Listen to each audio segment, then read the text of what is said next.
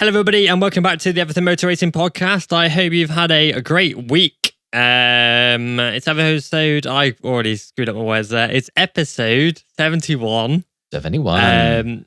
We'll start with Jacob. Jacob, 71s, please. Well, should I don't know if I should admit about our little thing where I think it's cheating, but Foggia is 71, but he's not. Yeah, he used to run it. He was the Junior World Champion with 71. I don't think it should count, but, you know. Okay, then. Well, who else, please? That's it. I'm out. Come on. Sasaki. Okay, well, yeah, Lauren. That's Sasaki. it. Sasaki, yeah.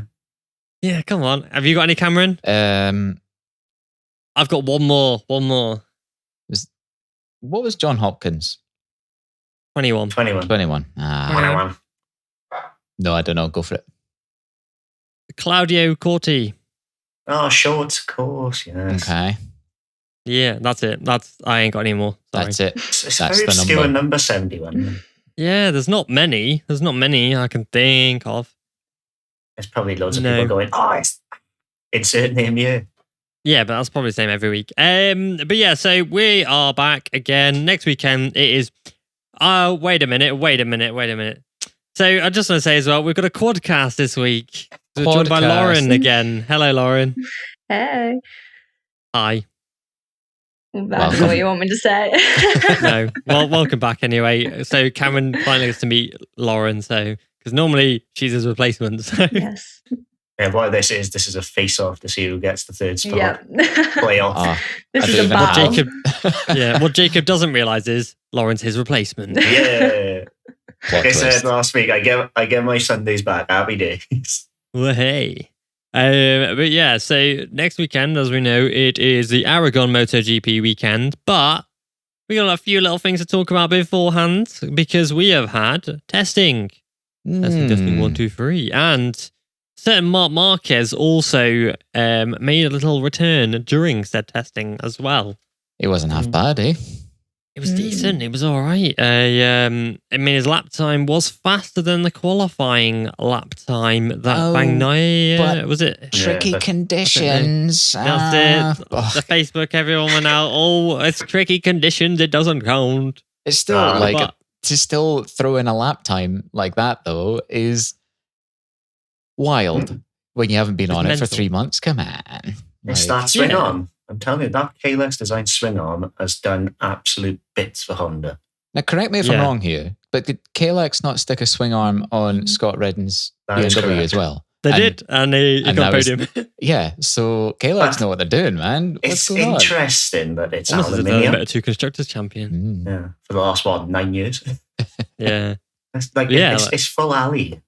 It's no carbon at all in it, not even internally, which I find very interesting because I guess it makes it gives it a little more flex because if it's carbon, it's pretty rigid with carbon, whereas aluminium gives it a little tiny bit more flex, which obviously helps with the rear end feel. Yamaha have moved to a carbon fiber swing arm, and now Kalex are reverting, which is very interesting. It's because Honda have too much front end feel and not enough rear, or the other way around. I can't remember. Yeah, more like too much rear, I would suggest. Yeah, so maybe they're trying to increase a bit more flex that maybe spreads the grip off a bit more. Yeah, and also I'd be quite interested to see where the mounting points are for it compared to the new engine, etc. It's super interesting. Like this could be the game changer for Marc. I hope so. Ooh. Well, it's Marquez obviously was the tragically was the fastest Honda. That's nuts as well. But only him and Bradle rode the Kalex bike, and Marc did set his fastest laps on that, which says to me, it's got a bit like there's something there. It's a good sign. For concept. Mm-hmm. Yeah, it's interesting. It's good to see that Marc is back. He spoke openly about it and basically said that he felt good. He felt it was all right, and I think we will see him on the bike this weekend. Don't know about you lot. Yeah, I'm iffing and I'm torn. No, I think we will. Because why else would he be out testing? I think they wouldn't have brought him there if they didn't expect him to be at Aragon. Because then what's the point? Literally. Whereas I thought it was a test just to see if he could even ride the bike again. And I think it was, but it was also a case of can Marquez ride the bike? Yes. Can he ride it to a decent enough level? does he feel like he can also race? Because the only way he will build that muscle back up and that strength back up in his arm is to ride the MotoGP bike. You only get race fit by racing. Yep. Yeah, and so it's looking good for Marquez. I do hope to see him back. It'd be mad if he just comes back and gets on the podium straight away, though, wouldn't it? Yeah, Marc Marquez straight back at Aragon. Sticks a move on someone to win at his corner. If there's a track he's going to do it at, it's Aragon. Facebook melts down. Oh, it'd be amazing. I'd melt down. All the experts. Yeah, I would as well. But I think the major talking point is. My Devon accent came out there. You're from Devon? Major accent. Well, no, I lived in Devon for like 15 years. Oh, that's cute. Yeah. I wouldn't tell people that. You shouldn't. It's a nice place to live. It's a nice place to live. What are you on about? Like, that's a nice place to holiday, but don't venture outside the actual holiday park because it's like Florida. Go to Disneyland, don't go into actual Florida. Devon's great. It's just a bit hilly and there's fields everywhere. But who'd have thought Jacob would have an opinion? Wow, Jacob with an opinion. A terrible one at that. It's like Wales, Devon is, and that's how I know his shit. Yeah, Wales sucks. It's fuck all. Yeah, but on the testing again, the Yamaha's a bit fast. The new engine. Wasn't it like the top 2 or something in the speed trap? Top 2, yeah. Jorge Martin was top, and then Fabio was second, like a kilometre behind it. That's good. Given it's a Yamaha, is it's what Yamaha Fabio has been begging for really since the start of the season. More power. Obviously, you can't use it until next year, the engine, but it bodes well if they're at the top of the thing. But I'm not sure how many laps Fabio did. I don't know if I can find out. Oh yeah, I can find out. Let's have a look. So Fabio's done quite a lot of laps on the engine, which is good. It looks like he's probably doing some race runs on it because like Aprilia a few years ago brought a brand new engine and it was rapid. Straight out of the box, rapid, but it had the habit of breaking down. 20 laps in, if I'm not mistaken, at Sepang with an engine issue. Yeah, so it's good that Fabio's doing a lot of laps. I mean, for Misano, it's not a high stress track for the engine. It runs at the high-ish revs when it's like tipping right. And then the lower gears, but like I guess as Pang, for example, you're all tipping the top of the rev range for a consistent amount of time on those long straights. So it'd be interesting to see how well it fares at other tracks and if the consistency and reliability is there for the bike. Because last thing Fabio wants it to be breaking down every 2 weeks. Well, that's more frustrating than coming 8th. They also brought a new chassis, which apparently Fabio is going to use this weekend. Oh, nice. So that'll be quite interesting. Didn't know that. Fair play. How did sorry, I just wanted to say, how did this new Yamaha, because we're saying it's like top 2 in the speed trap or whatever, Misano is not, like you say, typically like a stressful track for an engine. How did do we have like speed trap info for like when the race was happening, and everyone was just on this year's machinery? What was the difference there? Do we know? Average speed, fast lap. I'm getting screwed up now. So here we go. Average speed, top speed was the same. So top speed, surprised to no one, top 4 was all Ducati. No. This was during the race, this one obviously. Top speed was Ducati. The Yamaha was, Fabio was down in, it's not numbered, is it? I'm going to have to count this manually, hold on. 12th. Fabio was 12th on the speed trap, and then in testing, in the new engine, he was second. What's the speed difference? The speed? Yeah. So the speed in the testing was 298.8 off the top of the dome, and during the race weekend, on the race, it was 295.8. So they were 3Ks down. That's average. But when you're at about 330. That would be multiplied to about, percentage-wise, that would probably work out about 325, 330. That's in Ducati's range at Qatar, for example. Yeah, so to put it to reference to the Ducatis, Marini, Bastianini, and Bezzecchi, no said Bassani then. Marini, Bastianini, and Bezzecchi all averaged 299.1 each, with Martin at 300.8. So Fabio was... it's about 5k down. Sorry, about 4 or 5k's down 5Ks exactly to Jorge Martin. So obviously over a race, that's quite significant, especially given that Vinales was 298.3 during the race. And where was Pecco? Pecco averaged 296.7. Interestingly. Yeah.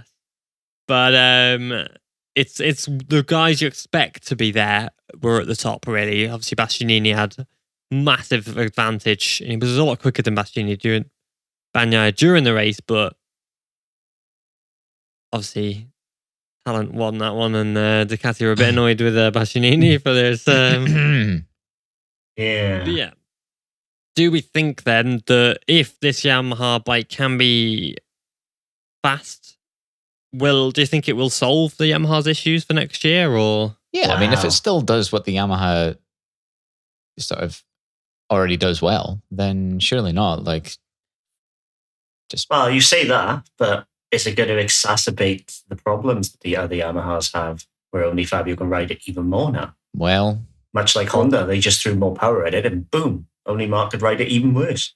But that was my next question. How fast was Frankie in the test? So Frankie in the test. Ooh. I'm going to have to dig out this tweet. Simon Crafar posted it. I'm going to have to dig it out. I was relying on my memory, but I don't know at this point now. I only remember seeing Fabio's speed be the second fastest, but I don't remember seeing anything about Frankie. So that would worry me in the sense that maybe it is going too far into Fabio's hands and they're going to be left with a bigger problem. So in the test, Fabio did a 298.3 average. Actually, I'll save this photo so you can all look at it quick. Thank you so much. Because I'm so kind, aren't I? I'm just such a great guy that I help you all out. That's what great guys typically say. Yeah, I know. Yeah. If a nice guy saying he's a nice guy, he's not a nice guy. Unless you're me, of course. Then I'm great. So, but yeah, so Franco Morbidelli was 294.2 during the test, which hints to me that he wasn't testing the engine. He did test it. I thought he did test it. Interesting. Maybe it is interesting. Maybe he just wasn't riding as fast as Fabio. Or maybe it was maybe it was an interim kind of maybe they were running different engine specs for 23. Yeah, possibly, because in the test, Franco Morbidelli was about 6/10 off Fabio, so I guess maybe that would make up the difference of 5k. Yeah, but and it'd make over more an sense average lap to give the guy who's been asking for more power the more powerful engine. So yeah, it would. I mean, it's interesting to see how powerful the KTM is, though. Considering Pedrosa was 297.5. Hey, how much of that is Danny, though? Yeah, because he was light as a... Yeah. Yeah, that's a good point. But yeah, the next best one was Miguel, and he's 2Ks off. Yeah, he's way down, isn't he? 295. But it is interesting to see that Yamaha are finally granting Fabio's wishes, but then it's a case of how reliable can this bike be over significant time, which is, I guess, is what they're testing now. It's what Cal Crutchlow will be testing at race weekends, doing 100 laps, for example. It's just about sussing out what works best for the bike now, I think. They need to make it a more rounded bike, much like the Honda criticisms. So if they can make that engine into a more friendly chassis that everybody can use, Yam could be a force. Finally. I mean, it used to be the best bike on the grid for like a youngster and a rookie, and now it's no one wants to ride it, really. Yep. I wouldn't want to ride it. Oh, the turntables. I'd take the pay packet to ride it, but I still wouldn't want to ride it, you know? Quite. Another big thing was that Ducati didn't really bring anything. They were looking at corner speed, working on corner speed a little bit, but Ducati are that confident they don't really need to bring much to the desk. It's not very Ducati, is it? I think this is going to backfire on them massively. This is so unlike them. Historically, they haven't, though. If they had Misano, really, they might bring a fairing or something, but it's always over the winter where they bring the heat. Yeah. Thing is, though, looking at how good Bastianini's been on a year-old bike this year, do they really need... Because they took a step back this year on the GP22 or 21.5 if you're looking at the factory boys, in trying to overdevelop the bike. So maybe now they're looking at it and going, our bike is great. We've got 8 riders on it who can put it in the top 3, either in qualifying or in a race. every single rider that's on a Ducati at some point has qualified on the front row or has scored a podium, and most of them have done both. So it's consistent across the board. Even Pirro was running the top 2 during the opening FP sessions at Misano. So it's clearly a very well-rounded bike. So maybe Ducati are looking at some upgrades if they need them, but more focusing on just the overall package and just how well-rounded it is, and just focus on maybe, like Lauren said, about like just improving the corner speed instead of bringing, say, a new fairing, a new this, because what's the point in improving something that's already working really well? That's just my thoughts. Anyway, what about you? Yeah, you don't want to overcook it. Keep it simple, stupid. The old KISS principle. Yeah, I don't know, to be honest. Like they never really brought much at Misano, so I'd wait and see what 23 is before making judgments on that. Yeah, I'd be surprised if they didn't make any changes. But I suppose, like you said, it's so early. It's only the Misano test. We have the winter break before we can say that they're lagging behind. But I do think it's strange that there wasn't even really conversation about maybe bringing some new things, or it was just like, oh yeah, we're going to work on corner speed, and that's it. Well, it's just a bit random. If you're Ducati, like, what is possibly left to put on that bike? More wings. Yeah, there has to be. Yeah. A rear wing like Aprilia. Well, looks, they got a Stegosaurus, haven't they? Oh yeah, maybe they need a bigger Stegosaurus. What is left? They've got a Stegosaurus on the tail. What about like rear? No, instead of like a Stegosaurus at the top, Stegosaurus at the bottom. So like goes by the rear wheel to like help cool down the tire or something. I don't know. You start looking like Tron bikes. Yeah, well, they already freaking do. Let's be honest. I'd imagine that would probably be outside of the regs. Yeah, in terms of width. Would be. Yeah, it would probably, or they could point it down. I don't know. Or possibly they wouldn't want something interfering with the gap between the. I think that is in the regs actually. That there can't be anything in the gap between the tail unit and the. There'll be a minimum gap. Yeah, there'll be a minimum gap. Do wings have to be fixed? They have not to allowed to be movable, if that's what you're asking. Right. Yeah, that is kind of what I'm asking. They have to basically reconnect the bike. So you can't just have like like with the V4. And they're not allowed to flex either or anything. They have to be in the position that they've been given. Right. Because that's what I was going to ask. I was wondering, like, they could maybe look at sort of automating wings to move when they do like the lowering devices and like stuff. DRS. Yeah, pretty much. Exactly. Well, like the thing is, that would then come under the guise of movable aero, which is strictly banned in MotoGP. Can you imagine the DRS wing on a MotoGP bike though? Let's just do it. It'd be so funny to watch. Honestly, that's something I was thinking about before. It's prototype racing. Well, yeah, but I reckon they could do is in a DRS zone, say Mugello straight, a fairing comes up out slightly, so there's more air going over you. Or like the wings extend outwards a little bit to make it. Well, inwards you'd want them for less track. I don't know like, where that one. Like where they tuck in behind the bubble. Like in a DRS zone, the bubble could get bigger or taller, and then retract back in when you're at the end of the DRS zone. Like a fin on their head pops out, just like a shark, just go down the straight to cut through the air, and then it just like an old AGV from the 90s. Nitrous. Yeah, one shot of nitrous per race. Oh, that'd be sick. Yamaha's would be like first lap. They would have used that nitrous shit.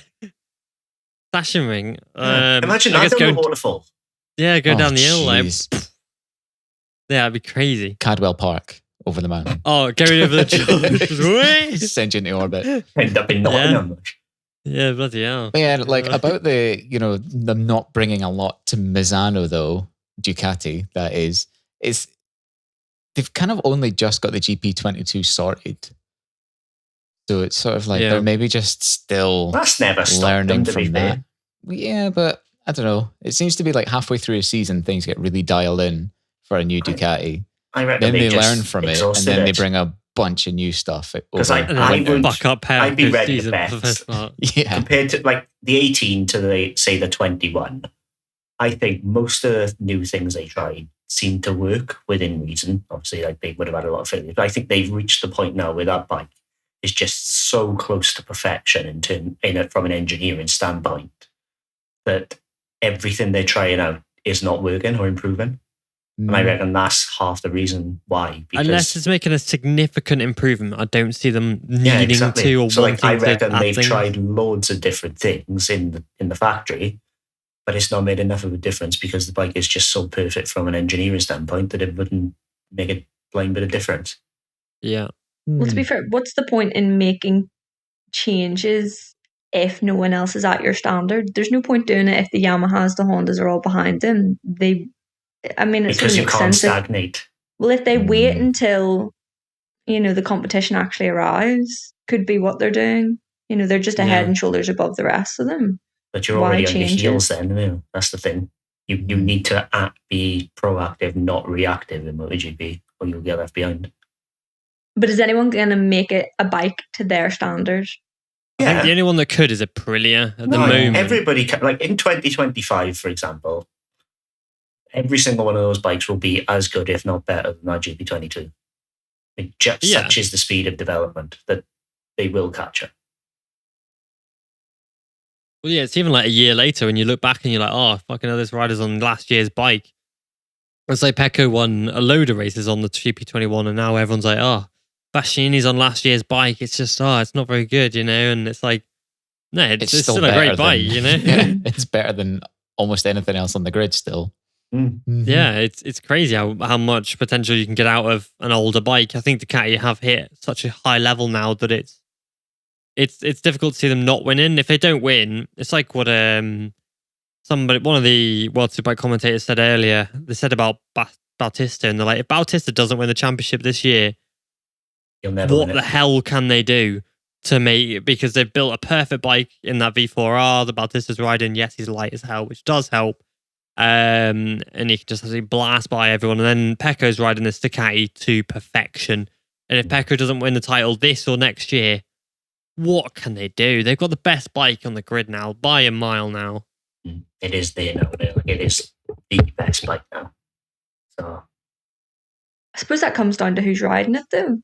Is this the question? Like, does the bike matter as much as what we think it does? Or is it actually the person on it?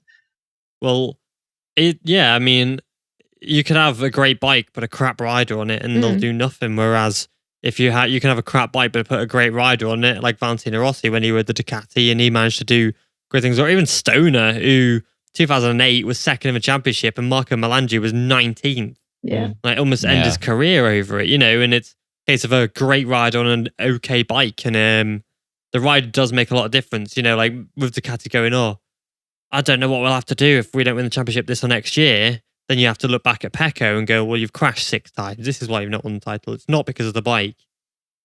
And it's about other riders' consistency. But then it could be Anea wins the title in 23.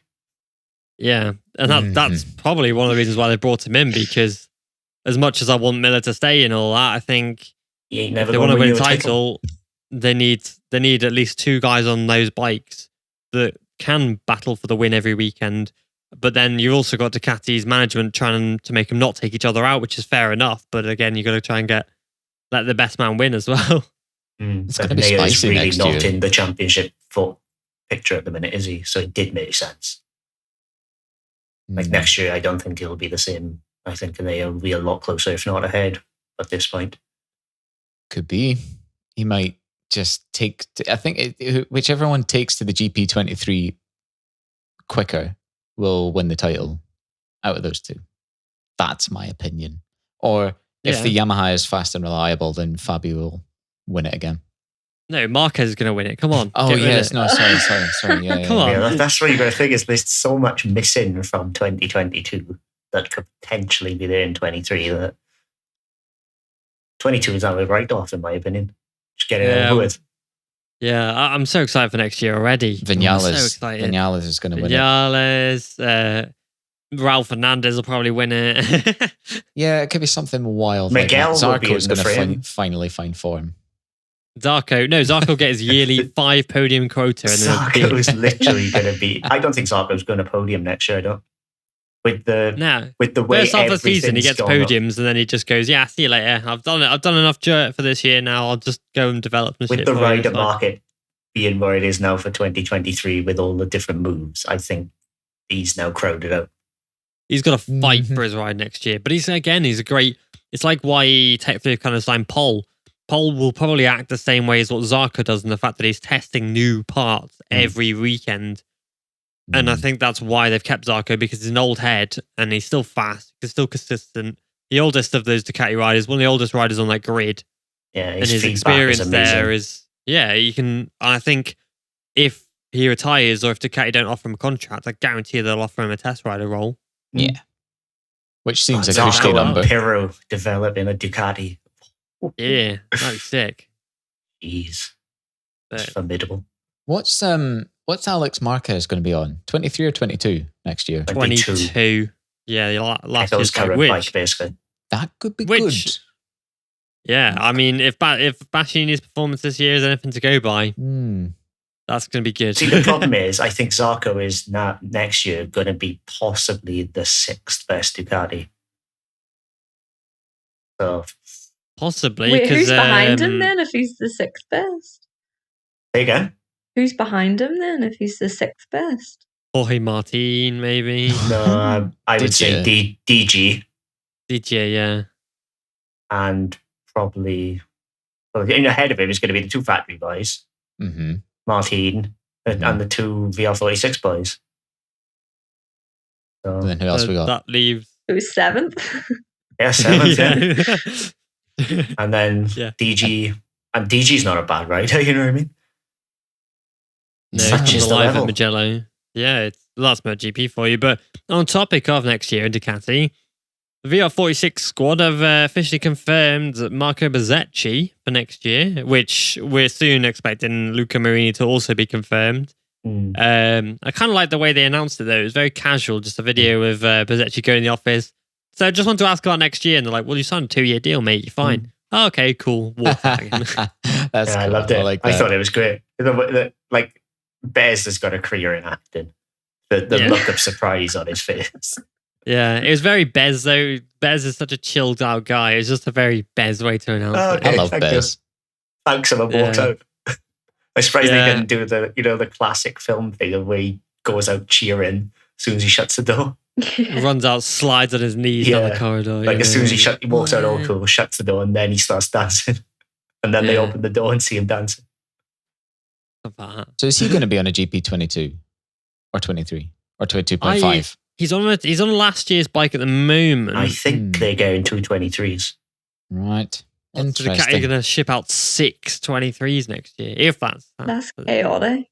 They can do it though. They can do it. They've got so many bikes just floating around.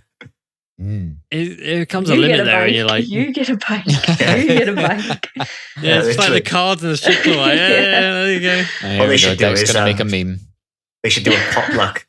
So there's 4 22s and 4 23s. And everybody should stick their hand out in. of a hat. Yeah. There you go, you got a 22. Unlucky, Chief. I think he'd still win it. Yeah, I still.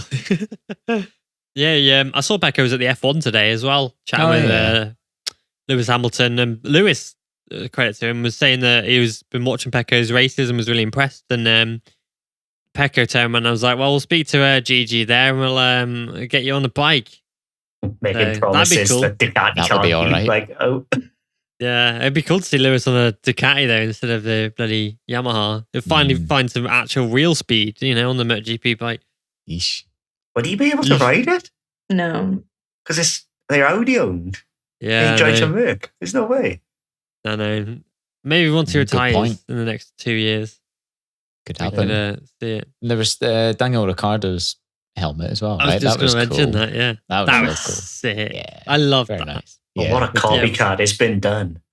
Yeah. So if anyone doesn't know, Daniel Ricciardo ran a replica of Rossi's Mugello 2008 helmet. Well, obviously with Daniel's face all over it and the honey badger on the back.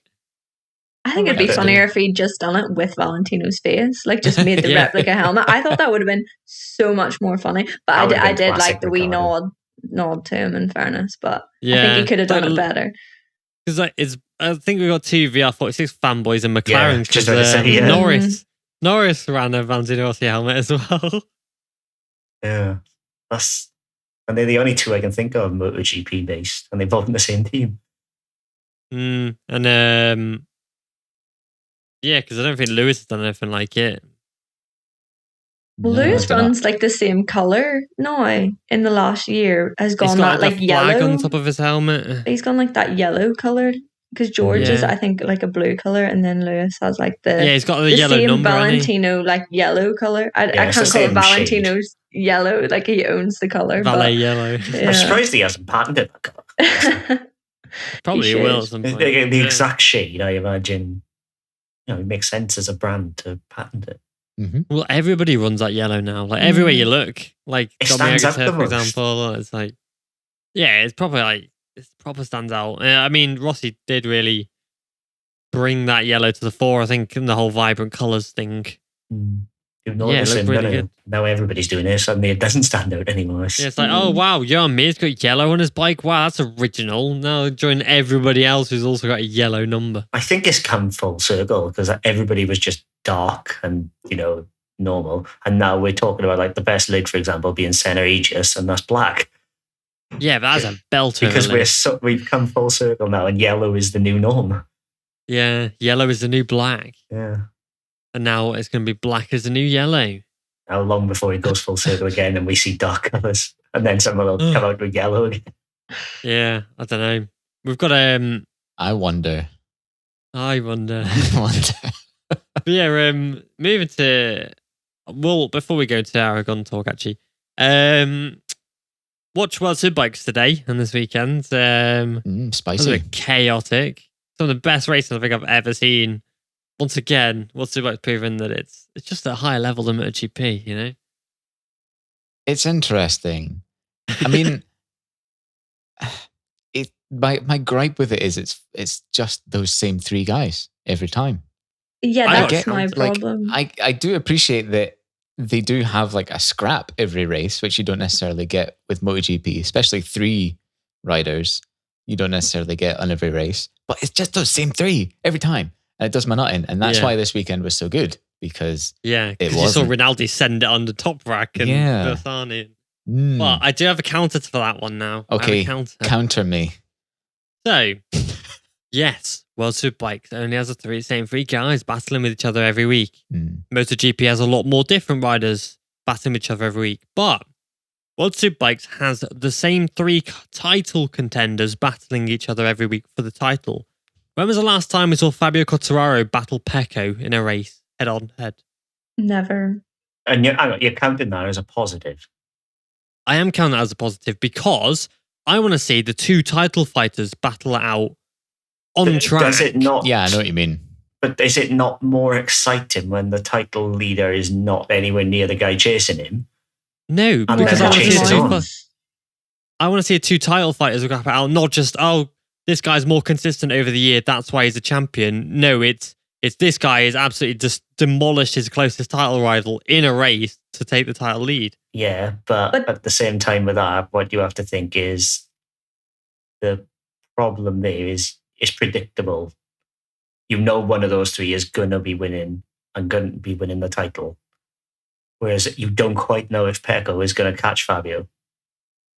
But my thought more to it is it gets to the point to what happened this weekend and they start taking each other off. Yeah. And then what? It makes it interesting. Yeah, it makes it interesting. But then at the same time, I don't know. I didn't find it that interesting to see Johnny knock Batista off. Because I did. It was freaking drama, yeah, it was. I've seen Ducati. I'd rather see them actually battling each other on track. I don't want to see it get to the boiling point where they're taking each other off every weekend. See, I do and I don't. I want to see Fabio and Pecco and any other title fighters scrap it out on track, like we used to see back in the day when Valentino Rossi would go against Stoner, against Lorenzo, against Pedrosa, and we saw the titans of the sport scrapping with one another, and the winner of that, and the winner consistently of those same battles would then go on to win the championship. Yeah. Whereas MotoGP, as much as the unpredictability is amazing, and I love to see these different riders on the podium every week, I'm also like, it's great, but the title fighter, yes, he's basically like a cat amongst the pigs and cat amongst the pigeons. Jesus Christ. So, but yeah, it's like the cat amongst the pigeons in the way that he's got all these guys who basically have never won a race trying to beat him. It's not two title contenders battling each other for the title. Yeah, I get you. Well, I mean, I can remember messaging you guys when I think it was Sachsenring. What's that? 4 months ago now? 3-4 months ago? Yeah, a little while ago. Yeah. I messaged you guys being like, are we finally going to see Pecco versus Fabio? Yes, are we finally going to see it? And then a couple of laps in, oh no, we're not. And it's been the same every round. Yeah, or was it a lap? Literally first lap, I think. First corner, oh my God. Yeah. And I was just like, oh yeah, nope, not this time. And it hasn't happened since. We've not had Pecco versus Fabio, and it's annoying. And I want to see it. I don't think that's a bad thing, because Pecco's level is so much higher than Fabio's at the minute, because Fabio literally cannot reach the Ducati level with his current tools. But now it's a really intriguing race to see if Fabio can get enough points to maintain a championship lead over charging Pecco. See, I think as much. Oh, sorry. I was just going to say, I think it'd be more interesting to see them on equal machinery. Because we're saying that the two of them are the best in the sport. Well, who actually is the best? The best way to test that. Well, he's not in the picture right now, so don't care. But the best way I would say to test it is equal machinery. Run and race or something. I don't know. That'd race be of champions. It would have been cool. I mean, that would have been the best bit about Fabio if he was on a Ducati, would have him in a World Ducati Week or whatever it was on the V4. So, that would be good. But that would be good. Yeah, Johnny Ray's takeout. It's like, but when you go back, right, in the last few years to the best races and the races that we've gone, that's memorable. Some of the biggest ones that pop out are the Austria races where Dovi, title contender, battled Marquez, a title contender. And it was so good because, they were scrapping for each other and it was amazing, but it was also a case of these guys are battling for the championship right now as well. And that's what added that extra dynamic. It changes the dynamic when it's two guys. Like Bastianini versus Bagnaia is great. They're going to be teammates next year. They want to be the top dog, top Italian. But if Bastianini crashes out, he's not losing any championship fight. He's not losing the championship points because he's not really in the championship battle. Whereas if Fabio and Bagnaia are battling it and Fabio crashes out, that is catastrophic to his title fight. That's why we're not seeing him battling, because he can't. He'd rather take the points. He's playing the long game in terms of even at Misano at the weekend. He's played it smart. Yeah, he's like, I know, I just need to finish this race. 100%. And do it's it the that way way. to go. Why He's done the work, but it's not boring. That's what I'm trying to explain to you. It's a different type of intrigue. Yeah, because he's being smart. He's playing a different game than Pecco because he because obviously can't win races. It's how do you win a mean... championship without winning races? That's it. It's just because it's not all out war doesn't mean the victory isn't the same.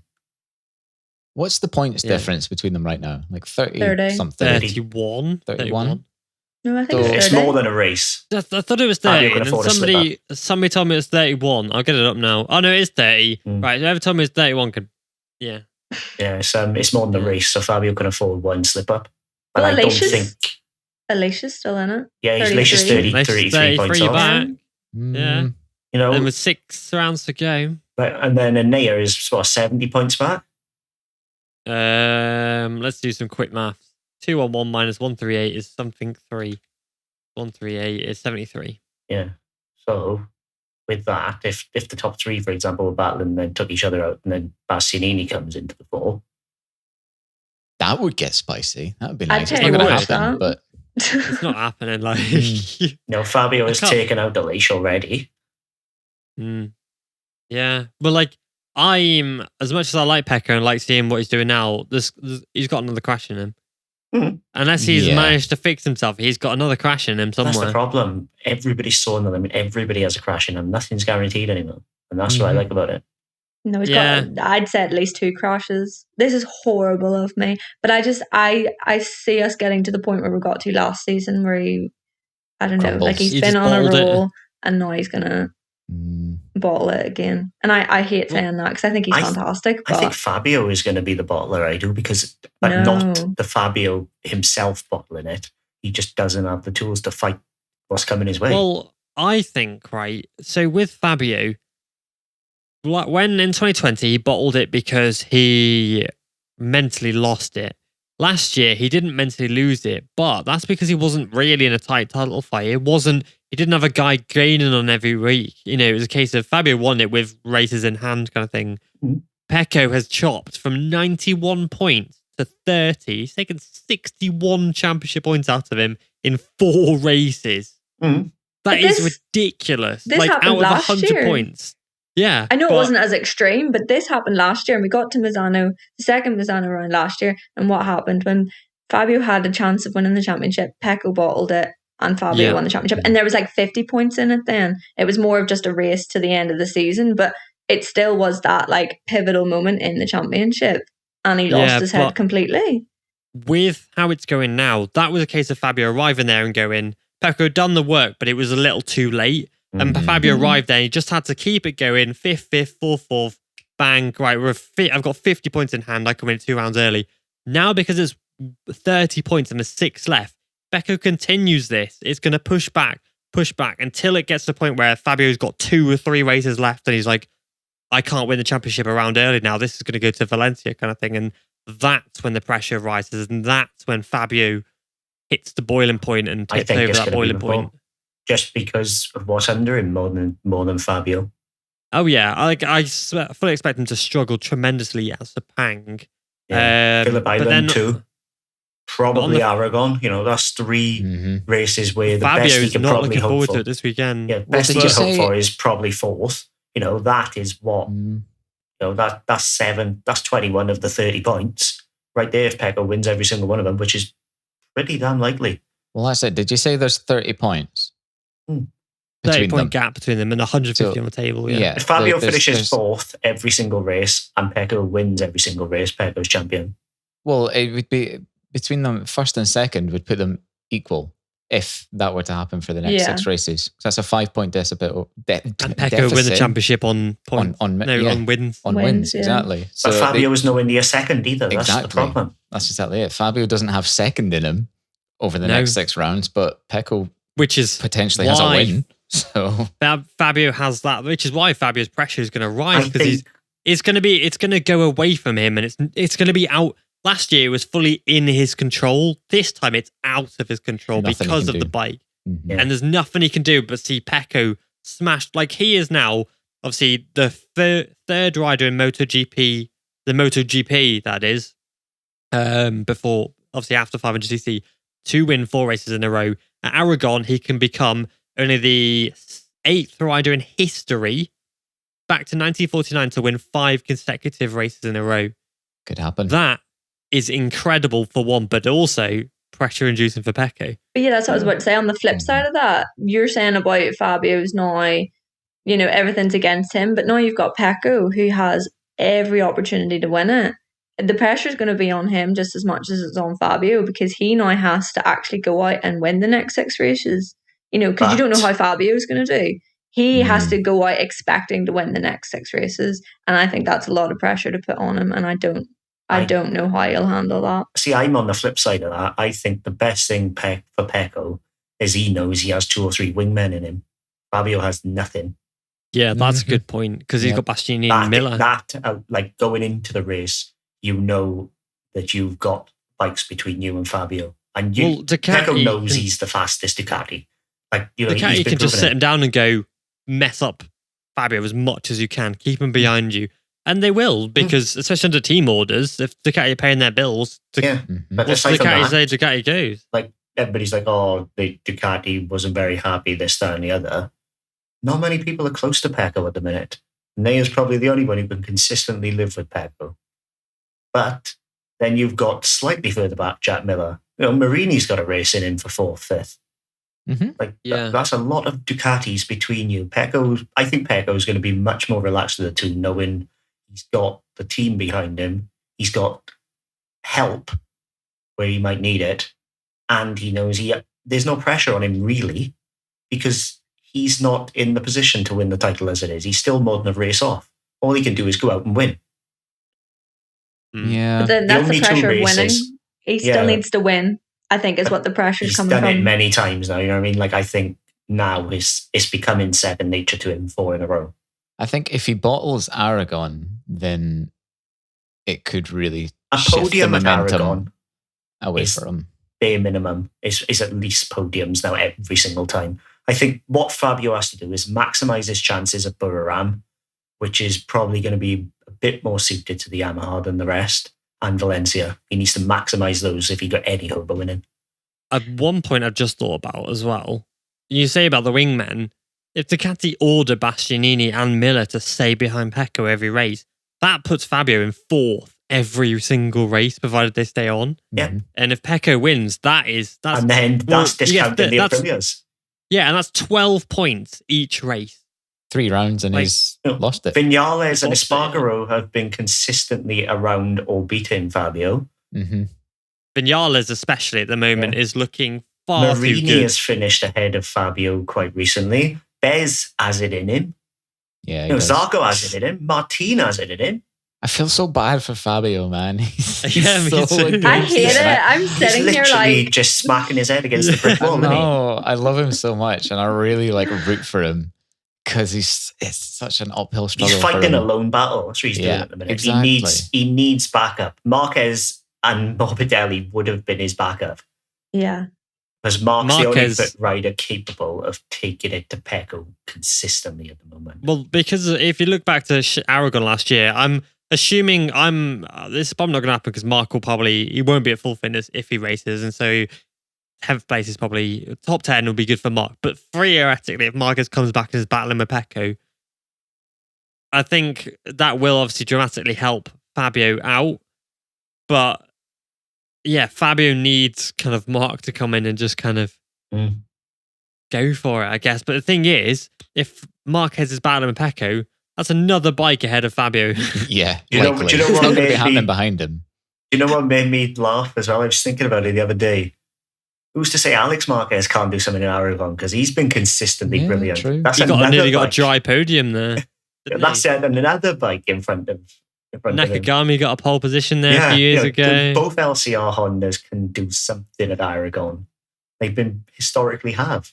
That's another 2 bikes. That chucks Fabio down to 10th?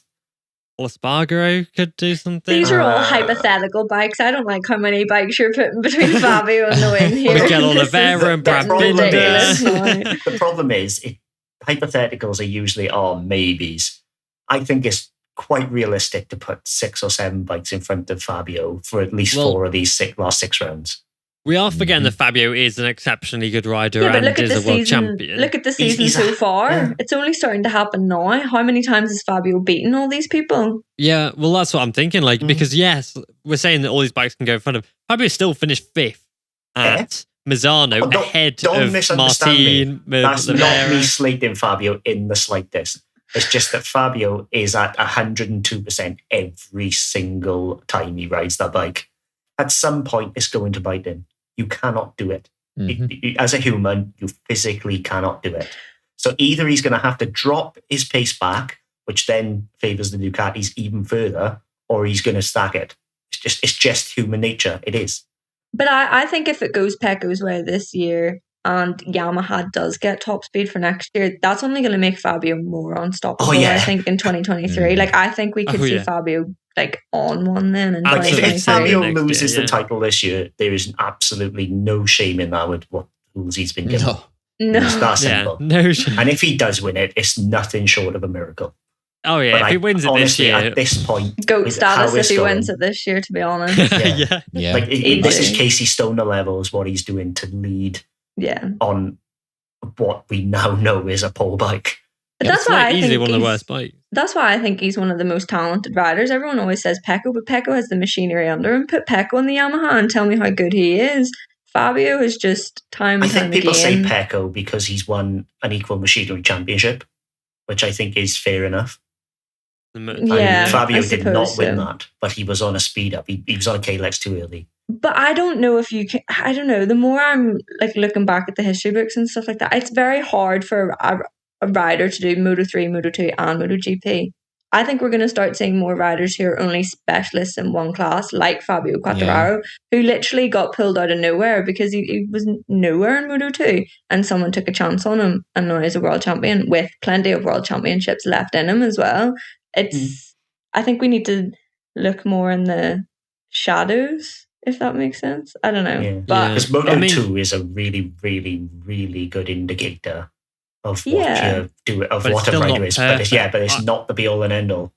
I think there's plenty of Moto2 riders and even Moto2 dropouts that could be right at the front of MotoGP that will never get, like Jordi Torres. I reckon if you put him on a consistent, solid MotoGP bike with enough testing, Jordi Torres would have done mad. You could say that for a lot of the Ducati, older Ducatis in the 2014 to 2017 era. I think if you put those on current Ducatis, they would have been up there. But Zarco was the best example. 2-time Moto2 world champion. Everyone expected him to literally blow up in MotoGP. And I mean, he's been great, but he hasn't been there. He's just been there. He was also super unfortunate to be in a Tech 3 squad that was probably at its weakest in terms of machinery. So if he had gone up on a factory Yam, I think we would be talking about Johan Zarco, world champion. No joke. But then, wasn't Zarco's first race? He was leading it and been Qatar. Led at Qatar, See, if he'd had the factory bike under him, not a Tech 3, where again, he's had Fabio syndrome of having to push to 102%. No, I think it's a rider thing more than a bike thing. Oh, yeah, I'll give you, in terms of what Zarco does, I think not ever having a factory bike apart from KTM really knocked his confidence. And he deserved better. Oh, yeah, definitely. But now he's got the bike under him and it's still not happening. But now he's got the bike under him that several others have. And that's the problem. Yeah, but he did in Moto2 as well. If Zarco would have been on a current Yam when he went up, he would have won races, possibly the title. But instead he was on the weakest Tech 3 Yamaha for a long time. Yeah. Interesting. Right, should we move to the Aragon talk now? Go on then. Was that not Aragon talk? Well, a little bit, but I wanted to open it and just say that we have got Maria Herrera obviously joining Ana Carrasco on the Moto3 grid this weekend. That'll be cool. With the Angelus MTA squad, with an all-female, all-female mechanics, crew chief, things like that. Nice. My daughter is super excited. Oh, me too. I don't know. That's the point. That's the point. Your daughter's that's super exactly excited. what I was about to say. Yeah, if we get one female fan more, happy days, done job.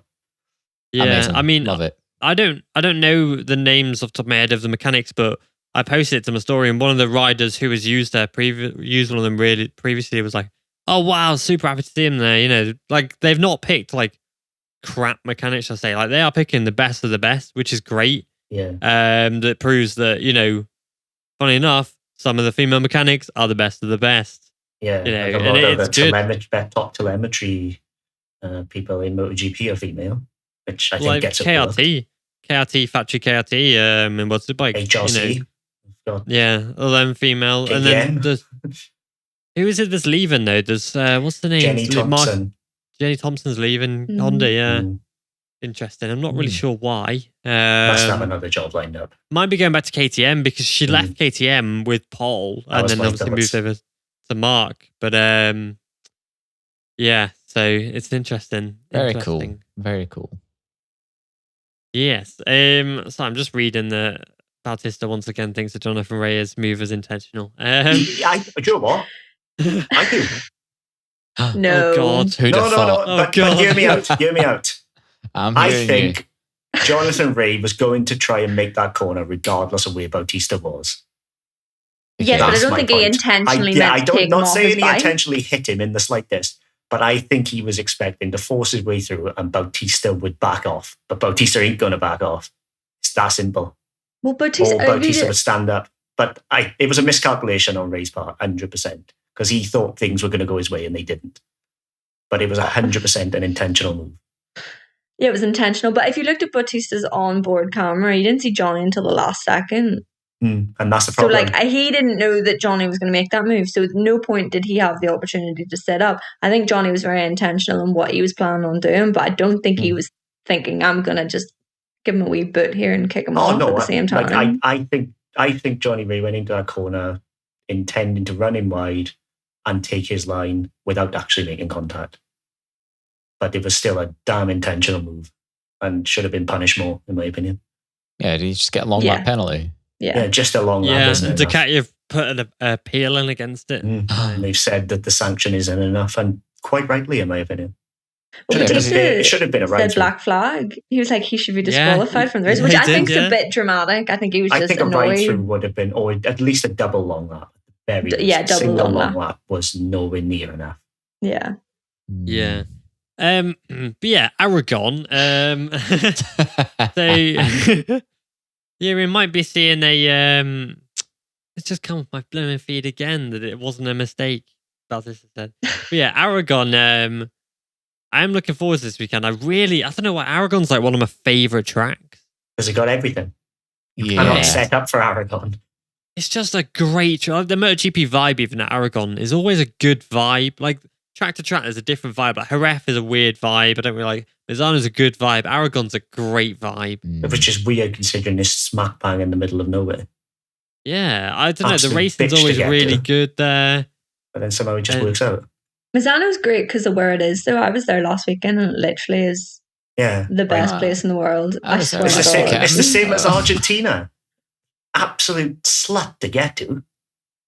But like, okay. But the atmosphere there is amazing. I think it's because the people who go there are actually like passionate enough to make such a horrible trip. So that the atmosphere is great. Is Misano very difficult to get to, Lauren? No, really easy to get to. Okay. But Italians, in it. Well, no, you literally get off. You get to the airport, you get on a train, you go to Misano, and then you can walk to the circuit. Easy. Very and that was the vibe there. That was the atmosphere. Brilliant. Yeah, it's a nice little town, seaside, gorgeous beaches. Everyone's interested. That's the thing. Like even the people in the hotel that I was staying in were asking, "Oh, are you here for the bikes this weekend? Who do you support?" The people in restaurants were all asking you. Like everyone's interested, and I think that just made the whole. And everyone who was staying there was there to watch the bikes. You could just tell. I mean, everyone's still wearing Valentino Rossi merchandise. So. Of course. Yeah. Will be forever. Shock. Yeah, the whole streets and all have like flags and all up. Yeah. Official like stores selling his merch and all. Like they just love it. What did you say when they asked you who you supported? Marc Marquez. No, Fabio, because that's who I do support. And I didn't know whether you'd like cower into saying an Italian name, but no. Well, last year when Fabio won the championship, we were there actually at that race as well, and Pecco obviously crashed out, and everyone was cheering for Pecco, and me and my friend literally were the only two people cheering in the crowd because he won the championship. It was a bit awkward, but this year there's a lot more Fabio fans for sure. Did you see GP Sillies at any point or no? Someone had a troll. You're in the same grandstand. Someone had a troll GP hat as well at one point, and I was like, "Where are they?" No, there were so many people, and I didn't. Troll GP's flipping everywhere. I don't know how on earth they get the access they do to the paddock. It's mental. Like all the riders know him as well. I'm like, what the hell? But and they steal my content as well, which is great. So screw Troll GP. But yeah, speaking though of the Moto3 wildcards though, Alessandro Morossi will also ride at Aragon for the MSI squad. For me, it's a weird move because he's not exactly like he's not setting the world on fire in Chev, is he? Yeah, which is a bit strange that I'm like. I'd have expected like Rueda to race because I don't know. Where's giving new riders opportunities though? Like let's be honest. Absolutely. Like when they announced Nicola Quartararo, I didn't think he'd be anywhere other than dead last, but he's equipped himself really well. Like it's sink or swim, really isn't it? Well. Yeah, it's literally sink or swim, and he's either going to be way, way, way off the pace, or he's going to be in the mix. It's that simple. Well, obviously, yeah. Well, no, because he could be like a second a lap off, but I don't think he will be. I think he'll either be four or you'll be with Carrasco, Watley, etc. Yeah, that's it. I mean, is it the so the rookies are this weekend? That explains why Rueda and all of them aren't racing. That makes sense. Yeah, because the rookies can't be wrapped up this weekend. I don't think. Actually, no, it can't. If Vieja crashes out of both and Rueda wins both, he'll be champ. Oh, is it? Yes, because the gap is 20, either 19 or 21. Hold on, 172 minus 153. Yeah, it's 19-point gap at the moment. If Rueda can extend that over 50, then Rueda will be champion of the Rebel Rookies this weekend. Here we are. But there's 2 rounds left after this, no one. No, there's only one. But I don't see it happening. But Via's been too good. Yeah, I mean, Marossi, if you're looking in the 20th in the CV, all the Junior GP, the best was at 10th. But he has been improving a lot this season. Yeah, he's done really well. So, I'd like to see like Franco Lamas get it. Yeah. Lambas get it. He's of age. But there's a lot of riders there that... There's a few Chev riders who probably should get the opportunity. Lanetta's already made his debut. What about Filippo Ferroli? Oh, he's in the rookies as well. Yeah. That's probably why he's there. Yeah, Farioli will... I don't think he's of age yet, is he? He's 17, yeah. He'd be 18, then. Oh, no, wait, not yet. Not this year. Not yet. Andre Cruces, maybe? Yeah, Cruces was the one who I think needs a better seat. How he hasn't been picked up is beyond me. Mental. And really good rider. What's his name for Fine Network? Yeah, Ruda. No, not Ruda, his teammate. The other one. Almanza. Yeah, David Almanza. He needs to be in that squad as well. Fantastic. But yeah, so back onto the race weekend. We'll do our predictions for each class and we'll talk about the class. How about that? Okay. If you want. Yeah, we'll do Moto 3 predictions and we'll talk about Moto 3. Then we'll do Moto 2 predictions, talk about GP2 and then 3. Okay. You first. So, Moto 3, I haven't thought about any of this. No, I'm doing it off the cuff as usual. That's why I'm last. Moto 3 pole position. I'm going to Dennis Onshoe. I did ask Ryan for his, but he's useless as always. So he is at Snetterton. What track are we at? Aragon. He's not. Right. Yeah, Aragon. He has Reddit. Go, Jacob. Olgado. Again, okay, fair enough. Cameron, please.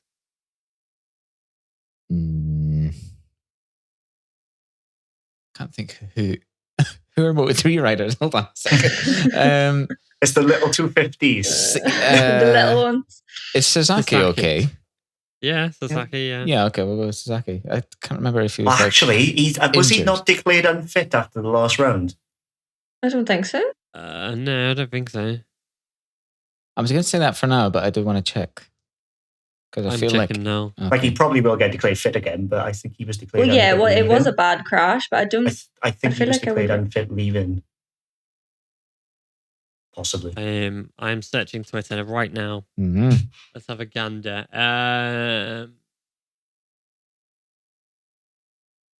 Our 2 riders managed to get a good result according to the Max Racing team. Good. That was on Friday. I was going to say, if that's the expectation, good God. Yeah. Oh, well, maybe I'm wrong then. Someone's going on about Scott Ogden tagging his back wheel and bringing him to the front. Well, I'm going to go with Sasaki then, but if for the sake of the pod, carry on for now, and then I'll look this up. Good idea. Okay, and Lauren, please. Guevara. Oh, yeah, he exists. You do have... Yeah. Yeah, he's a person. Yeah, he's there. Yeah. He's just an entity. Lauren has got 2 points, so well done for that. I don't see you catching us in the standard. Yeah, this is really unfair. There's no way I'm winning any of this. Wait, going right back to the start of the pod, did anyone say Sasaki for 71? Yeah. Yes. Okay. Yeah. He's the one I forgot. He's the one I said. I was like, Sasaki's the only one. Yeah, Jesus Christ. Right. Go. Delayed reaction on that. Right, we'll go 3rd place now. We'll start with Lauren. Oh, no, I haven't put no thought in this whatsoever. Everybody say everything that Lauren doesn't say, because clearly last time she was nowhere near, so... I make predictions every week and they're shocking. Yeah, me too. I'm going to ignore all you. Messia, okay. Oh, that's relieving, because I wasn't going to go Messia. Time off, baby. I'm just thinking of the podium last week. Yeah, we'll go Cameron, please. Onshoe, confident about that. Haha. Jacob, 3rd place, please. Roger. That's terrible. I'm gonna go Guevara. No, not Guevara. Garcia. I didn't finish the sentence, so. Right. 2nd place. I'm gonna go Foggia. Jacob, 2nd place, please. Holgado. Okay. 1st podium for the rookie. And Cameron, 2nd place, please. Sasaki, if he is racing. Yeah, boy. Good shout. And Lauren, please. Yeah, I'm going to go Sasaki as well. Great, Cameron. That's just cursed your prediction That'll there. be Lauren, Moto3 winner, please. Who have I said already? Masia and Sasaki? And Sasaki, yeah. Guevara. Great. I've also put Guevara, so thanks for that. Cameron. I was going with Guevara as well. Oh my God. No. Okay, Jacob, please. Sergio Garcia. Thank God for that. You didn't say Guevara as well. Right. He's riding to thing now. He's riding for the championship now. So he's not going to take the risk. He'll get fifth. Yeah, that's fair enough. Be a boring little Fabio, man. So, Moto3, yeah. Moto3 is looking good this weekend. We've got obviously 2 wild cards.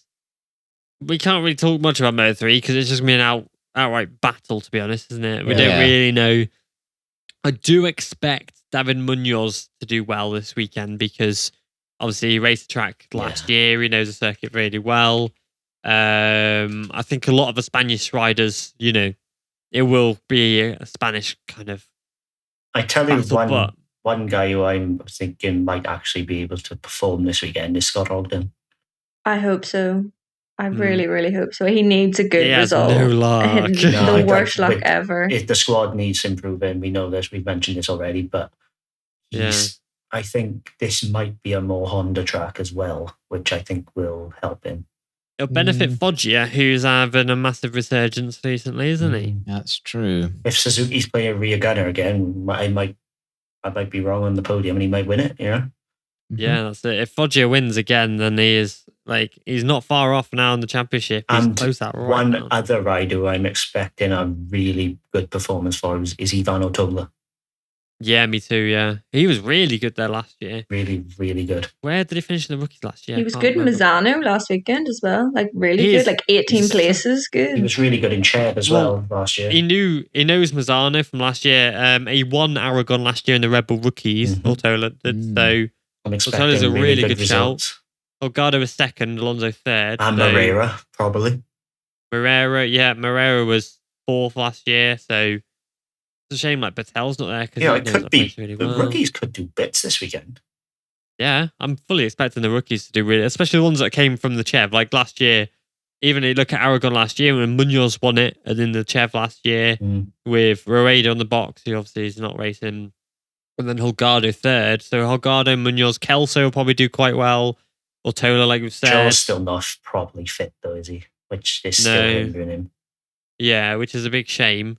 Where did Scott finish last year? Didn't he crash out and remount, if I'm not mistaken? Yeah, I think so, yeah. He finished 15th. I think he crashed at a lead, if I'm not mistaken, or a lead group at least, in Aragon last year. Yeah, I think he did, yeah. But, yeah, it's looking really good for the youngsters, and obviously, what's his name? Yeah, Moreira is also looking very solid. It'll be a lot of the Spanish riders, obviously the main guys that we already know, but like Guevara, Artigas, probably I'm expecting something good from. Yeah, but every weekend we think Artigas and Tatai might actually find a resurgence, and then they just don't. I know, it's painful. Onshu, though, is still finished every race so far this year. He's crying out for a win. It's ridiculous. Yeah, it's getting unfair now. Yeah. If he goes to Moto2 next year without a win, I'll be gutted for him. No, that's a good thing. Without a win? Better progression, though. I could see him doing really well in Moto2. Use it as motivation, like a Gurida to get a win. Fair point. Okay, right. We'll move to Moto2 because there's some Moto2 transfer things we want to talk about. But first, Moto2 predictions. So, pole position, I'm going to go for... Don't know. Who did I go for?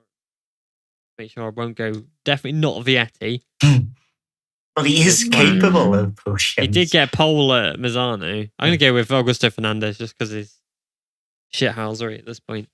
We'll go to Jacob, please. Pedro Costa. Okay. I like it. And I guess from Cam punching the screen there, you was going to go Pedro as well. I was going to go well, you Pedro still can. Costa. Yeah, you're still ahead of me. I'm gonna. It's only a 1 point. So. Exactly. Yeah. Let's go Pedro. Pedro the pedo. Okay, and Lauren, please. Alonso Lopez. Nice. Good shout. Yeah.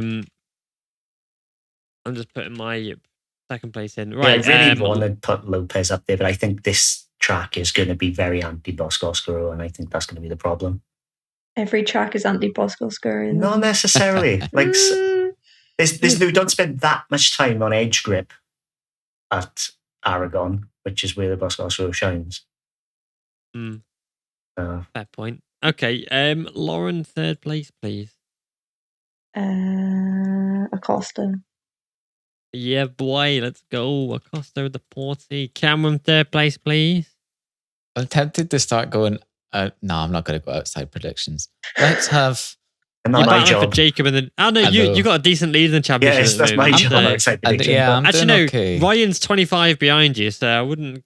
Yeah, I'm not gonna take the mick. I think. I'm gonna go Augusto Fernandez. Bloody bastard! I've gone Augusto Fernandez as well. Okay, and Jacob, please. Ayagura. I forgot about Agura. Okay, and second place for me. I'm gonna go outside the box because I've got enough points to do so. Finally, it was good last year. Very good last year. On his. If you say who I think you're going to say, I swear to Fermin God. Aldeguer. Oh, no, you ain't. All right, then. That's fine. Yeah, Fermin Aldeguer. Nice. I think. No. Will do real well. I'd like to see it. I would love to see it, but every time he's like Mazzano last weekend, he was unreal and then he crashed. I think this, because it's Mazzano, no, Aragon though, he likes his track. He's won around it last year. Super good right here last year. He was really good. He made on his debut, finished 8th. Super ordinary as well, like all year, you know what I mean? So I think Fermin. Okay. Jacob, second place, please. Right, this is one where I think the outside prediction may work. And I think it's going to be the one result of the year where Jorge Navarro gets a podium. Oh, okay.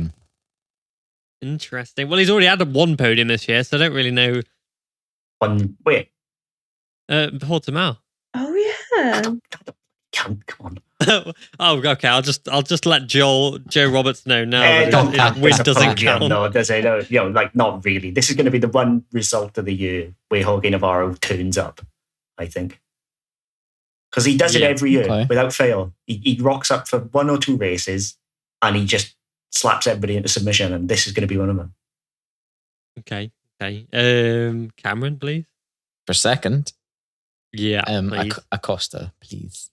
Pedro, let's go. Okay, and Lauren, please.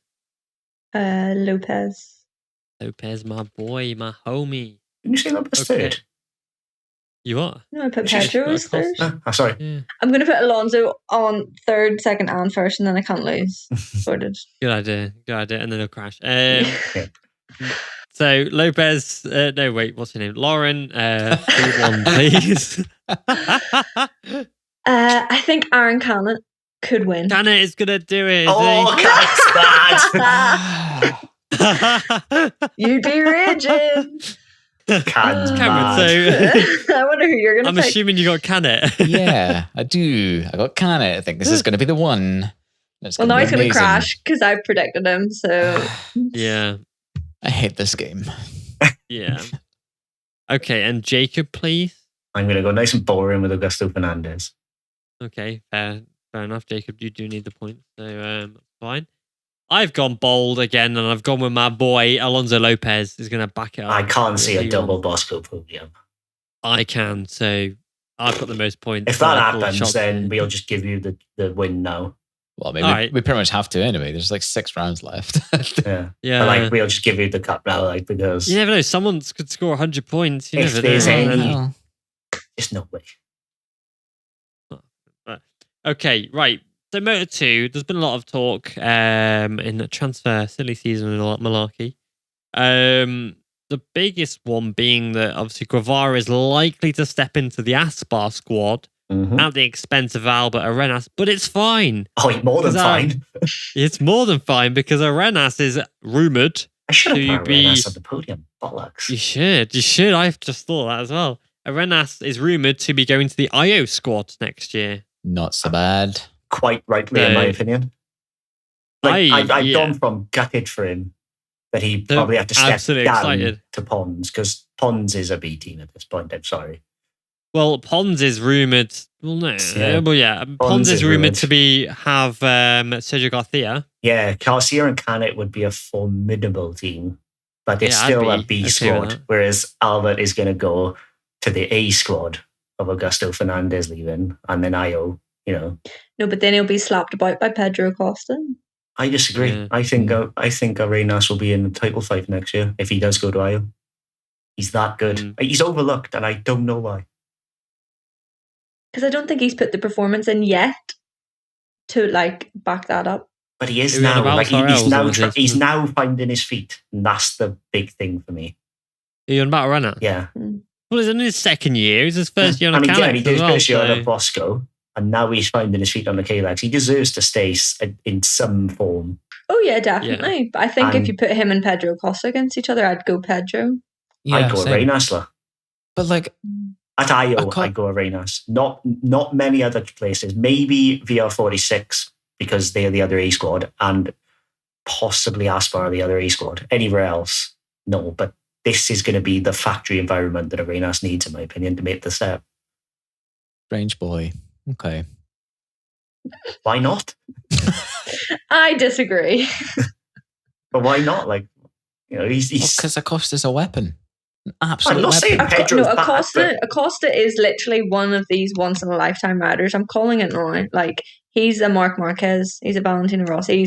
I swear down to it. In 10 years' time, we'll be talking about him. Look how much we're talking about him now. Yeah, we will. Absolutely no fight there. But I just think based on how much Pedro has lost this season already, and the way Arenas has stepped up, I think if you chuck them together next year, Arenas beats him. Probably not the year after. But next year. Not next year. No. Pedro's the champ next year. Yeah, he is. Nah, I think you're all overestimating it slightly there. You're 3-1 there, mate. Sorry. He broke his leg. Tell me you're right. Yeah, that's exactly it. It's not so much about the leg break. Moto 2 is a bloody complicated class to get the hang of with those tyres. And look what he's doing. But he came back and got fourth. Imagine where he'd be if he hadn't done it. But I think that time lost of thing, the understanding. So what's the rest of the field's excuse? They're worse than Pedro Acosta. Maybe they should all break their femurs and get back to us. I'm not saying Arenas is a better rider. I'm just saying per head next year, based on Arenas' progression at Io, I think Arenas beats him. But I think it's the only time Arenas will beat him. Rubbish. Fair play. No. MotoGP. No, we've still got Moto2 stuff to talk about. Okay. So, I did miss. There's some Moto3 rumors as well that Holgado will probably stay at Io. Rueda will likely replace Masia at Io. Yep. Masia is rumored to be staying in Moto3 and looking for a Honda. See, I heard Tech 3. See, Tech 3 is likely to be because apparently they want to give him the less pressure environment of Tech 3 while remaining on the same bike. So Rueda, if IOC comes available, it'll either be Moreira or Rueda. Rueda will either be in Tech 3 or IO, like Holgado was in Tech 3 last year, and depending on the spaces and whoever comes around, he might get moved around a little bit. Yeah, because Rueda and Masia I heard was Tech 3 and Holgado and Moreira was IO. Yeah, and then in the Moto 2, Garcia is likely to rumored to step up next to Canet in the Pons team. But also linked with Leopard, should point out, which is a weird one. Jeez. Yeah. Okay. But then a weird one.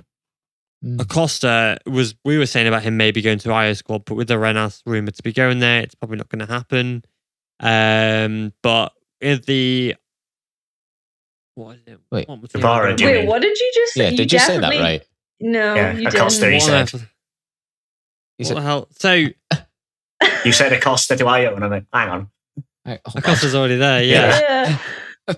So I'm in on shoot to IO Moto 2. That'll be it. But that's not going to happen now because Fernandez is done to step up apparently. So that will be and it'll be a Renas. So it'll take him. Darren Binder Hold on. Shut up. Let me host it, please. Thank you. So, Darren Binder is rumored to be going to the intact squad next to Tulovic. Right. Tulovic is Tulovic makes sense. Going to win.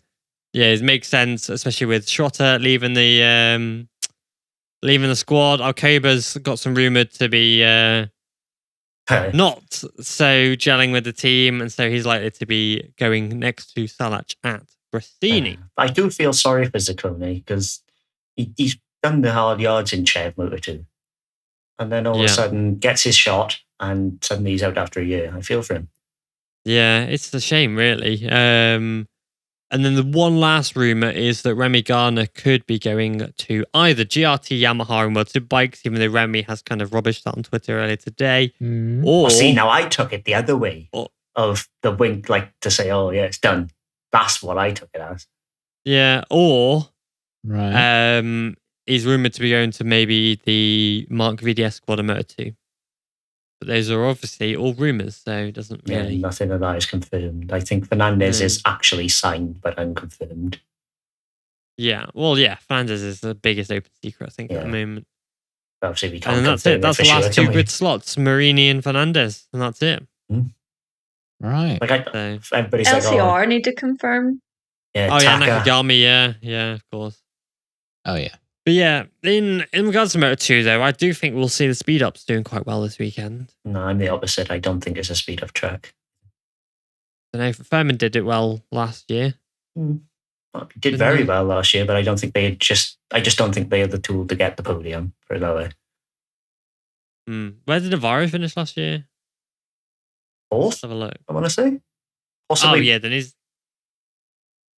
possibly fifth. Fourth was Navarro, yeah. So how can you say it's not a speed up track when both of them are in the top 8? Because Navarro is excellent around Aragon. Yeah, but it's a speed up track. Come on. I don't think we'll see the speed ups quite as good. That's what I'm saying. Lopez is on one though after that first lap. I hope I'm wrong, Lopez's to be honest. motivation is going to be up there. But yeah. I'm not that confident, but I don't know. One thing I do want to ask, Zonta's first points, do we think? I don't know, mate. You're just biased towards Zonta. No, because he's been excellent around Aragon historically. On a Moto 3 bike. Yeah, he won the Talent Cup races, didn't he? The clean sweeps. He did well on it. If he's going to get it anyway, I think it'll be a... Yeah, potentially. Yeah, how big is the Moto 2 field? 28 riders. 30? So 30, 28, 30. So you got to be in the top 50% to get points, basically. Yeah, I think it's 28 standard. I think 15th is an achievable goal here for him. Yeah. Yeah. Let's do it, Zonta. Go. Yeah, why not? Send it, mate. Is Sam Lowe's back? Oh, sorry. Yes. Yeah. Oh, yeah, isn't he? Yeah, Lowe's is back. That's good. It'll make sure... Sam Lowe's, make sure to at least finish the races. Yeah, but make sure it didn't last more than 5 minutes in FP1 this time. That'd be a good start, and then we can build from there, I guess. Classic Sam. Who do we think is going to be leading the championship? Agura or Fernandez leaving Aragon? Fernandez. Hence my predictions and everyone else's predictions. Yes, all of us apart from Lauren has predicted him on the podium. I think Vietti has cooked his goose. Yeah. Vietti's fucked. The only way Vietti's going to come back into contention now is if Fernandez and Agura come together and both go down and Vietti wins. Yeah. And that combination, I'm sorry, is quite unlikely because Agura and Fernandez are both very sensible riders. Yep. Agreed. Yep. Okay. Right. Should we finish up MotoGP? Let's do it. Let's go. So, predictions for pole position in MotoGP. I'm going to start. I'll go with Bagnaia. I have a question. Hello. Question, yes. Can I put Marc Marquez, but if he does not race Pecco? Yeah. I'm not putting him on the podium, so just why is your camera like I don't know if it's going. Yeah, it's going There's a nice strobe going on. I'm not putting Marc on the podium, but I think he could well get pole because he clearly can pull a 1 hour lap out still. Yeah. If he's back, Marc. If not, I'm going Pecco. Fine. Okay. Cameron, please. For pole, I don't know. I'll go Miller then. Nice. Not a bad shout, actually. Seems to be pretty good again. Come back off the podium. Yeah. And Lauren, please. See, if anyone should go for out their predictions, it should be me, because obviously I have 2 points. But I send it. Yeah, I don't see it being anyone other than Pecco, though. He's a pole hound, especially, and that's the problem. Or Martin, maybe. Nah, not at the moment. I don't know. He can't do it. That's fair. He's had his confidence kicked the shit out of him by Ducati. That's why. Yeah. Okay, and Lauren, third place, please. I don't know. I'm going to go Marini again because I'm convinced he's going to put it on the podium eventually, and it will happen. Oh yeah, yeah. Eventually, just keep voting for him. Eventually, you'll get it right. Yeah, exactly. At some point, yeah, you'll get it. He's had 2 fourth places in a row. So. Exactly. Okay, and Cameron, please. Oh, Vinales. Por favor. Por favore. Okay, and Jacob, please. Aleix. Oh yeah, I forgot about Aleix Espargaro. How's his ankle? Is he all right? Yeah, but he's broke his finger now, isn't he? But it's only a little finger, he's fine. Yeah, and he shaved his head, so he'll probably be back up to speed now. Oh man, I think it was the blonde hair that was doing him in, to be honest. He was trying to be Fabio, wasn't he? Yeah. Do the Fabio of last year winning races. And well, he was trying to be Fabio, and then Fabio's can't even get on the box at the moment, and neither can Aleix, so... Yeah, change it back and you'll be right. Third place for me, Bastianini. Interesting. Bastianini. Okay, I'll start with second place, Maverick Vinales. Nice. Yeah, boy. And Jacob, please, second place. Echo. Oh, we're breaking the streak, are we? Mm-hmm. Okay, and Cameron, please. I'm going Pecco as well. Jeez, okay. Oh, so either he's going Bastianini to win.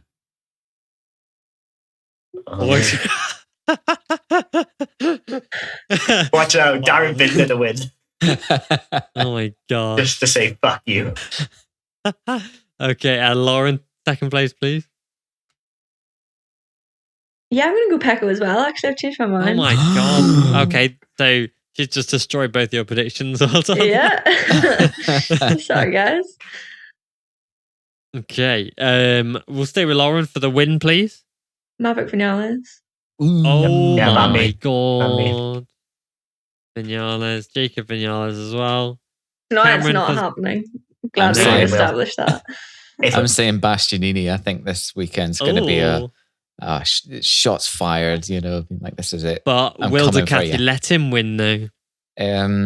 That's why I didn't say any error. No, I think there's going to be extra spice, and I think even if he is told not to, like, he's going shove up to the inside, he's going to do it. He's going to, no matter what. If the wind's there, he's not going to take team orders until he has to next year. The wind's going to be there. Yeah. I mean, Bastianini is on the bike that Pecco was on there last year. Yeah. Come on. Yeah. That's a good shout, don't get me wrong. But I think Aprilia are going to be so strong here as well. That's going to be a factor. Yeah. So I've gone for the win. I've gone for I've gone for Bagnaia. I've not gone for Marquez, don't worry. Alex Marquez. Honestly, it's really not out of the realms of possibility. That's the really scary part.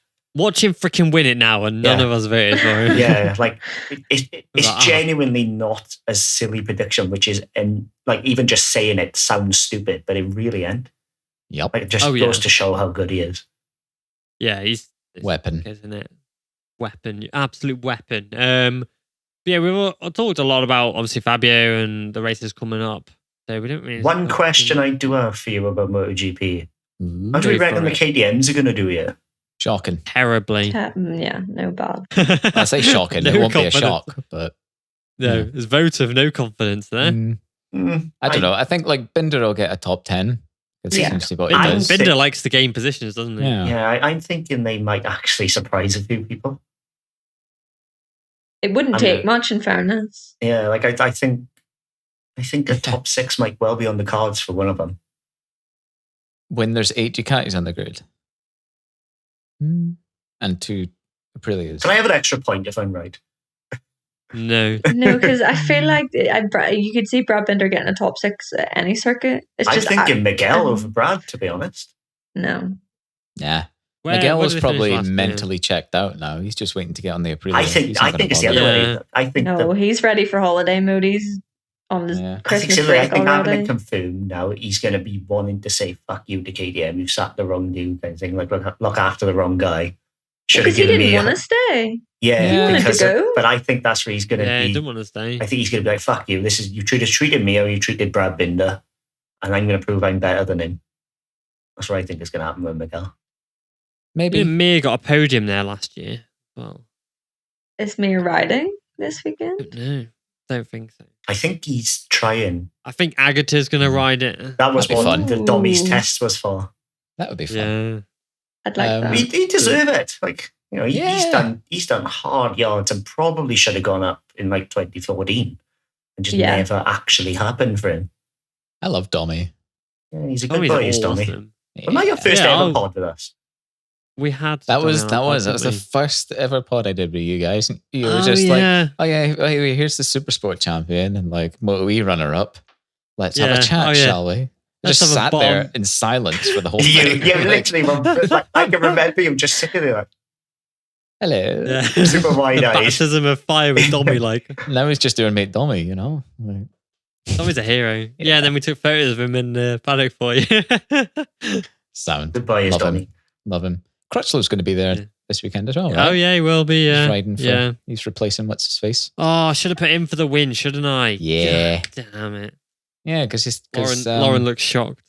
I just forgot he was going to be there. Yeah. Fun. Poor Dommy. And it is now, I may have said this in the last podcast. No, I didn't.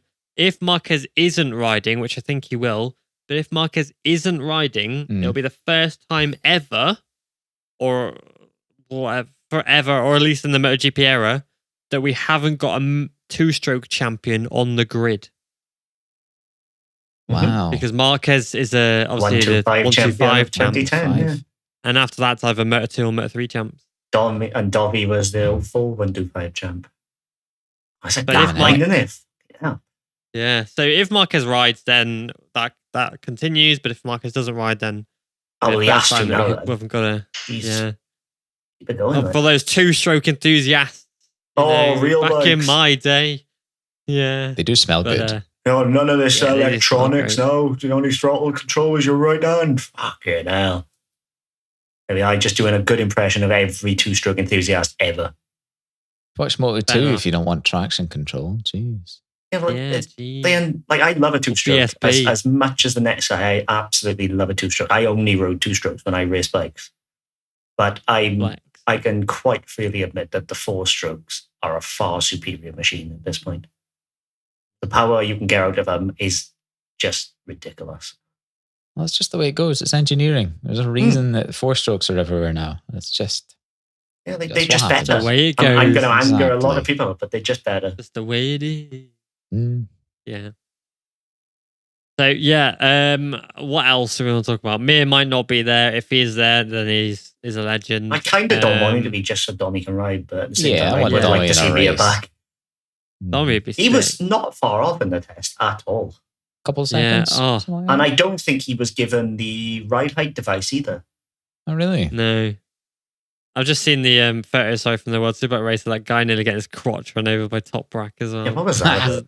What? There's a HD photo. Is that guy that was lying down in front of his bike? Yeah.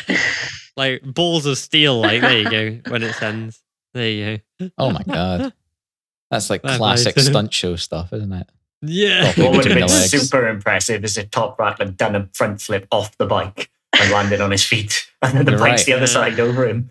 That would be Top Rack, step up your game. If he gets the championship this year for the second time, I could see it happening. Yeah. What, take on Morbidelli's seat? I wish. Red Bull. I don't think it would matter if Top Rack. No, I want to see Top Rack in BSB at Cadwell next year. Yeah. Oh, that's something I want to see. That's the realistic move. Top Rack didn't like the M1, so I can't see a move happening. No, it'd be on a different bike. If I want to see Top Rack doing wildcard anyway, it would be BSB because I think he'd love it. I'd like to see Top Rack on the Honda.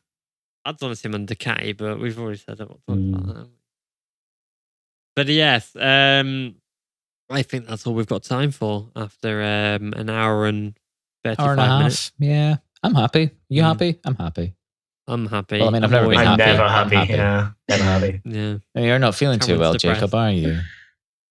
Nah. Oh, poor Jacob. He's not feeling very well. And he still showed up. What an Dedicated. absolute What hero. a trooper. What a What legend. a fucking hero. Thanks, Jesus Jacob. Christ. Like, genuinely, since Friday, I felt like shite. But, it is He what it doesn't is. wash his bed sheets. He got new bed sheets. Yeah, I got new bed sheets and I felt roasted so him for rough it. that I just didn't bother chucking them in the washing machine. I just chucked them on because they're literally weekend bed sheets. Well, my favourite ones wash. And Dex like, Right. oh, you're a dirty bastard, Okay. this, that, and the other. You've got interim bed sheets. Yeah. I really like honestly, you're all laughing, right? But these bed sheets I've got are just perfect. And I've been really struggling to sleep with these new bed sheets because they just don't feel right. It sounds stupid, but Because you need to wash them. no, they're a different feel. It ain't right. Oh, You're all laughing, but yeah. I'm sure a lot of people agree with me on that because you need to be comfortable to sleep. It's that simple. Oh, yeah, of course. Yeah, no, you need to buy the same ones that are perfect. They didn't have them in stock, Oh, Oh, which is why I no. bought these other ones. Hey, at And least why the I was so club card. fucked off. And this is what's making you Oh. ill. No, I was Yeah, not this is feeling it. well before that. So I thought, Right. fuck it, if I'm not sleeping anyway, I might as well get these in the wash, Okay. basically. Well, You need to be thanks for comfy to sleep. listening. It's that simple. And I know a lot of people are going to agree with me on it. Yeah. Same Everyone as you go- have a favourite pillow. Don't wash your bed sheets, everyone. That's the moral story. No, We need a they, poll on they this. will be washed when I take them back Can off. we get a poll on this? Yeah, they will be washed when I take them back off. I just chuck them straight on while my other ones were in the wash. And I just People couldn't have be arsed favourite with bed them. sheets. I need to know the answer of this. Can we ask this I've got question? favourite bed sheets. Yeah, to be see? fair. Yeah, I got favorite bed favourite sheets. ones. Yeah, It's But a I- comfort thing. I mean, I just Yeah, like I the do. colours, to be honest. I like just having a white bed And like, sheet. if you've got a double bed, you've got 4 pillows, but one is invariably the favourite. you just got It's white just- bed sheets, Deck. Yeah, it's got white duvet. Soulless. What a That's soulless really person. boring. It's because I got a ginger beard, mate. I've got no Mine's soul dark anyway. grey, So you may as well That'll be just, it, yeah. But these new ones got chevrons on them. I went bold. Oh. No, I honestly, I fucking hate them. I might throw them out, honestly. You spent 15 quid on them. I know. And I Give hate them to a them. charity Why? shop or something. £15 bed sheets. That's They what's were, wrong, man. they were 30 quid, but I had a club card. What a bargain. Oh. I mean, you couldn't say no to that. They were literally No. the only double left there in the entire thing because apparently Tesco's, you can shop elsewhere, but Tesco's apparently have a bed in sale on. Okay. So there was nothing else there. So why did you buy them? Because I needed them because I can't just sleep without quilt covers while my quilt cover washes and Right. dries. I don't want to We don't dwell got on this too spares. much, but like, what have you done in the past when you're washing your other bed sheets, your perfect bed He's sheets? never Oh, no, I watched had them. other ones. I had other ones, but they have currently gone elsewhere. I lent them out. Who lines out bed sheets? No, it's for the caravan for my mother. She just got a caravan and she needed a bit of quilt cover. Okay. In London. See, you're all like, oh, this and the other. There's a perfect explanation for everything, but you've got Oh, to just... perfect. Just- Perfect Yeah. explanation. It all You're so- makes sense. What a No, good they lived son. down there in the Do you want to caravan. borrow my bed sheet? Yeah. So they lived down the Fair enough. caravan, and I had to get new ones. Okay. I don't see what's so weird about that, genuinely. It's just funny. This is just a great anecdote. I don't know why. It's just so Yeah. fun. This is a motorbike podcast, apparently. Okay. I don't see what's so weird about that, genuinely. No, You no, have no. to It's wash good. your bed It's sheets. good. You're You right. No need one said it was interim weird. bed. You need No one said it interim was bed weird. sheets.